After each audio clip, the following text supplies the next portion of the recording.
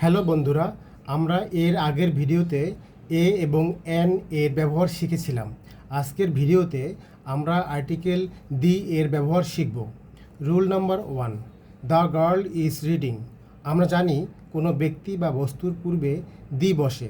এখানে গার্ল বলতে একটি নির্দিষ্ট মেয়েকে বুঝিয়েছে যে বই পড়ছে, তাই এখানে গার্ল এর আগে দি বসেছে।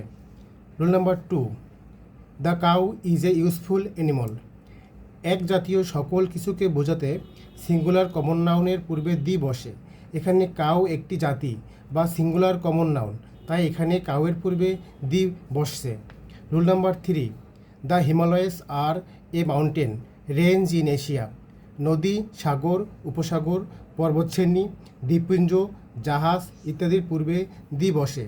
এখানে হিমালয়াস একটি পর্বতশ্রেণী, তাই এখানে হিমালয়াসের পূর্বে দি বসেছে।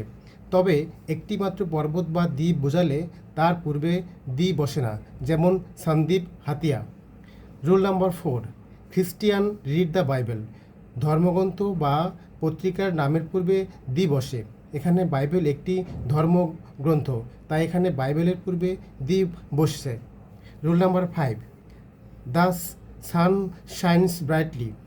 একক বস্তু যেমন চাঁদ, পৃথিবী, সূর্য, পূর্ব, পশ্চিম, দক্ষিণ ইত্যাদি নামের পূর্বে দি বসে। এখানে সান একটি একক বস্তু অর্থাৎ অদ্বিতীয়, তাই এখানে সানের পূর্বে দি বসছে। Rule number 6, Alice was born in the USA. বর্ণনামূলক বা অর্থপূর্ণ ভৌগোলিক নামের পূর্বে দি বসে। এখানে ইউএসএ একটি ভৌগোলিক জায়গা বা দেশের নাম, তাই এখানে ইউএসএর আগে দি বসছে। Rule number 7, she went there on the 10th of March। যে কোনো তারিখের নামের পূর্বে দি বসে। এখানে 10th of March একটি তারিখ, তাই এখানে 10th of March-এর পূর্বে দি বসছে। Rule number 8, he is the best boy in the class. Superlative degree এর অ্যাডজেক্টিভ এর পূর্বে দি বসে।